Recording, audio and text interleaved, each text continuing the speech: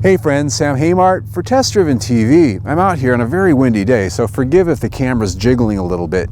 I've been spending some time today for the very first time with the new 2016 Chevrolet Camaro, and I have to tell you, I'm very impressed with one big fact, and that is, this is the 3.6 liter V6, an RS model, not the SS. But before you go going to another video and moving on, stick around because you're going to be quite surprised with what I found out.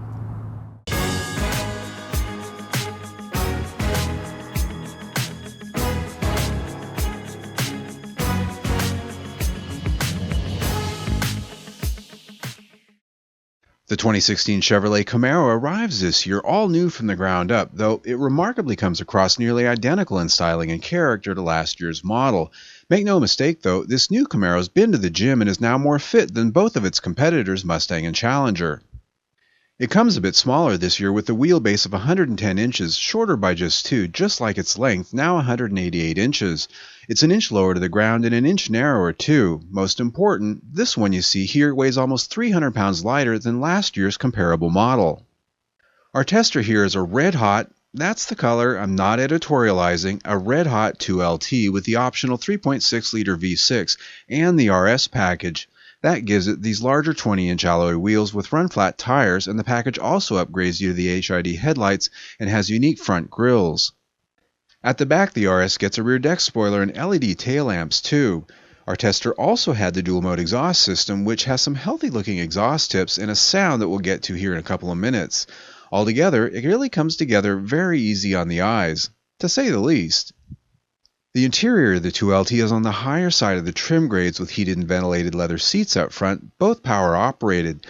Leather also wraps the shift lever in the steering wheel, though that's all but expected anymore. The center stack is simplified over the last generation with a large touchscreen audio and infotainment system front and center. Here it has the top-end Bose audio with MyLink and Apple CarPlay capabilities, and OnStar 4G LTE Wi-Fi services are available. I like that it retains hard controls like a volume knob and other routinely used functions. Below it are HVAC controls that are simply laid out with large vent rings innovatively doubling as your temperature controls. You just turn them right or left for hot or cold. It's brilliant! The last big thing as we move down the console is that an electric parking brake now takes place of the large and in-the-way lever. This cleans up the space and makes for a better layout for cup holders, though there's still no place for a smartphone to lay, and the center console storage still is minimal. Overall, I really like the design of this interior. It's very simple and very clean. It's not really busy like the Mustang, and I don't mean busy in a bad way. The Mustang, I like the design of it. It's very retro, but this just has a nice clean look to it that's simple, and I like simple. Now, one thing I will point out is the outward visibility. That's something that is a big concern with a lot of people because I read it in comments, and of course, the old Camaro was never really praised for its good outward visibility. And here, I mean, look at this. I can span my hand from the top of the windshield to the dash, and I can almost do the same thing over here. It's that low. It's like a gun sight. But the good thing is, they've somehow managed the seating position here such that you can see out very well. Now, these mirrors, they're a little bit small, but they are also in the Mustang. In fact, the Mustang, I think, a little bit smaller. But you can see out very well, and of course, backing up, the backup camera works exceptionally well, so that really doesn't seem to be a problem here. I will say that I really do like the view over the hood here. The shape of the hood is very much like the Corvette, although not quite as contoured. But this seating position and the overall feel sitting in here with the low roof, it actually is not that dissimilar from the Corvette. Overall, the interior was comfortable in spite of it being slightly smaller, at least up front where the seats had excellent adjustment range and were supportive and good for long drives. The rear seat, like its competitors, is for emergencies or small pets though. And the trunk space is reasonably good, but like before, the opening is very small, so you won't be getting a lot of large things in and out. You certainly don't need to worry about lugging a spare tire in and out, as there isn't one, and if you wanted a spare, there really isn't room for it either. In the end, I thought the interior was well put together and class-leading in terms of material quality as well as fit and finish. It's short on storage and practicality, but that isn't the point of this car. The interior earns 4 or 5 stars. On the technologies front, the new infotainment system is reasonably easy to use, and I thought the audio quality quite phenomenal. It has Apple CarPlay, which is good, but not Android Auto capability yet. It earns 4 or 5 stars. Well, I would have loved to drive the SS with a 6.2-liter V8. Under the hood of ours was the new for 2016 3.6-liter direct-injected V6, the same engine found under the hood of the Cadillac ATS and other GM vehicles. Here, it has 335 horsepower and 284 pound-feet of torque. Here we go. Can you hear that? This has the dual-mode exhaust system. $895. It's a little bit louder, and it really sings when you turn this thing up because it has a flapper in the exhaust that really opens it up when you really get into it. So let's see what that's all about.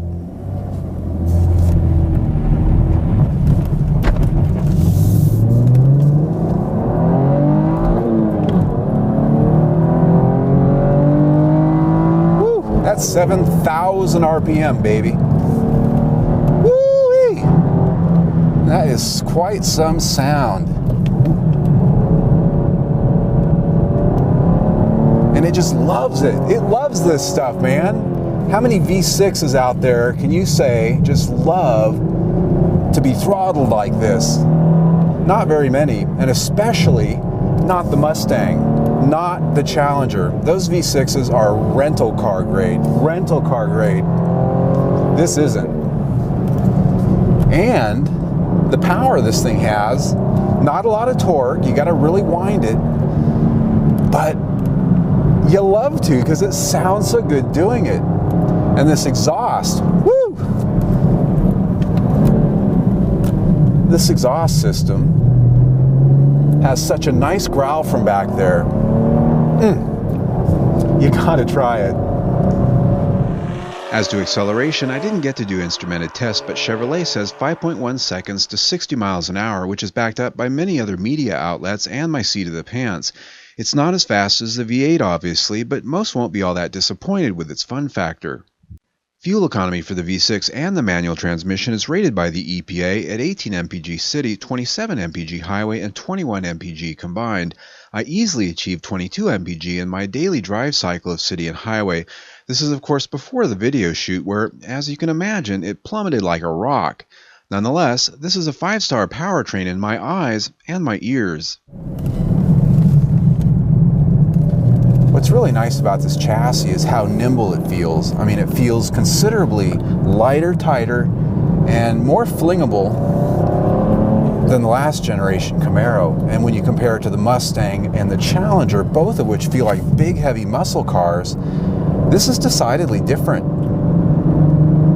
It just has a lighter, more agile feel that, dare I say it, almost falls into the realm of the BMW 4 Series.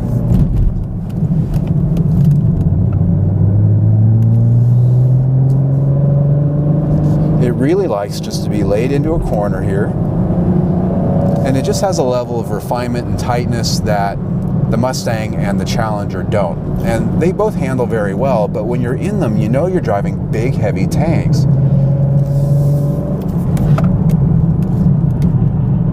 And this just has a very nice predictability at the limit too. Even here on public roads, and I'm not really going that fast, you can really push into the adhesion levels of these tires. And it's just got a great feel to it. Woo! Nice. And one thing I do need to point out is, while I praise this as being very precise, very agile, all of those wonderful characteristics that associate it with cars more expensive, it should have those characteristics. After all, this does share the same platform with the Cadillac ATS, which does compete with all those more expensive cars. But I think there is one area where its price point is reflected, and that is that there's a little bit more road noise here. The sound deadening isn't quite as thick, and some of the road imperfections, some of the noise, the tire noise, the suspension noise comes through a little bit stronger than it does with the Cadillac ATS. So that's a noticeable thing.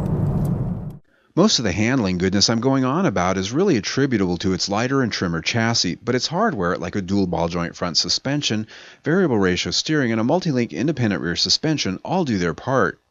While it's worth noting that the SS is available with the magnetic ride control adjustable dampers, I really thought that you get it one way or the highway tune of this car was dead nuts on the money. It earns 5 of 5 stars in the chassis department.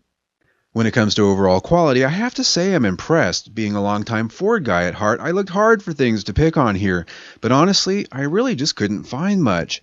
Body and panel fit lines are very good, and all through the night, not a rattle or squeak could be heard. Quality feel comes in at 5 of 5 stars. Well, friends, rounding it up for the Chevrolet Camaro, I was very impressed, so much so that I'd actually buy it myself. Therefore, it goes on my I'd buy it list for 2016. I really do like it that much, and the reason why is because this is the only one of the 3 muscle cars that I've test driven that I really could credibly call a poor man's BMW 4 Series. Now, I know some of you are probably going, Sam, you're off your freaking rocker. There's no way that you can compare this to a BMW. But yes, I really think I can, because it has the handling agility, it's got the nimble feel, it has the powertrain that puts a smile on your face, and it's got a level of precision all around that's really right on par with a lot of those types of cars. Now, yes, it's not quite as refined, and it doesn't feel like it's a $50,000 car, but it isn't. It's $35,000. So if you can't spend into that bracket, this is a great place to go. The other 2 muscle cars out there, they're very precise, they handle well, but they're big heavy tanks, and this doesn't feel that way at all. Now, fuel economy, that's part of the picture too. 22 mpg for the week, which is what you get with the V6, what I got, and that's more than I got with an EcoBoost 4-cylinder Mustang. And this has more power, and as you saw, it's a lot more fun. So all of that plays into value for me, and I put that at 5 stars for the week. When you put that in with everything else, we're at 4.5 stars. Not bad at all. I'm Sam Haymart for Test Driven TV. I hope you enjoyed the ride. Man, my Ford friends are going to absolutely kill me. I mean, this is the second time now it's happened. I've driven the Challenger. It went on the I'd buy it list. I've now driven the Camaro. It's gone on the I'd buy it list. And in this time frame, I test drove 3 different Mustangs. None of them went on the I'd buy it list. It's not that the Mustang isn't a nice car. I've had so many Mustangs. I love them. But this car and the Challenger both just press my buttons in ways that the new Mustang, good as it is, it just doesn't. Anyway, if you like the test drive you just saw, click on the link right here on your screen and subscribe to our YouTube channel. We test drive 1, sometimes 2 vehicles every single week. Plus, we have a new video almost every day. There's always something new. So stay tuned. Now, I'm going slow because of all things on the planet, there's a Mustang in front of me going 10 miles an hour in a 35. Wow. What a